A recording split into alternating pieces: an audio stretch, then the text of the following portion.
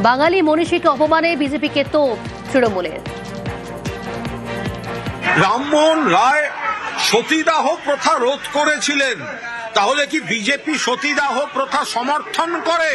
এই বিজেপিকে বর্জন করুন। বিজেপির ক্ষমা চাওয়া উচিত। কখনো বিদ্যাসাগরকে মূর্তি ভাঙছে, কখনো রাজা রামমোহন রায়কে ব্রিটিশের দালাল বলছে, কখনো রবীন্দ্রনাথ ঠাকুরকে অপমান করছে, এবং এই শিক্ষামন্ত্রীকে অবিলম্বে নজিরবিহীন ব্যবস্থা নেওয়া এর বিরুদ্ধে। আর ব্রিটিশের দালাল যদি বলেন, তাহলে দালালটা হচ্ছে বিজেপি।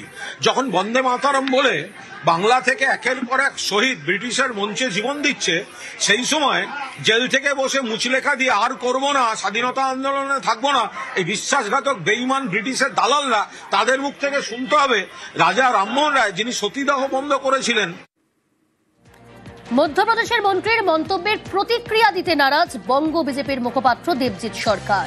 ইন্দর সিং পরমারের মন্তব্যের দায় এড়াতে চাইছে বাংলার পদ্ম নেতৃত্ব। শুনুন কি বললেন দেবজিৎ সরকার। মধ্যপ্রদেশের কোনো বিষয় নিয়ে ভারতীয় জনতা পার্টির পশ্চিমবঙ্গ প্রদেশের মুখপাত্র কোনো মন্তব্য করবেন না। এই বিষয়ে যা বলার মধ্যপ্রদেশের মুখপাত্র যিনি বিজেপির আছেন তাকে প্রশ্ন করবেন।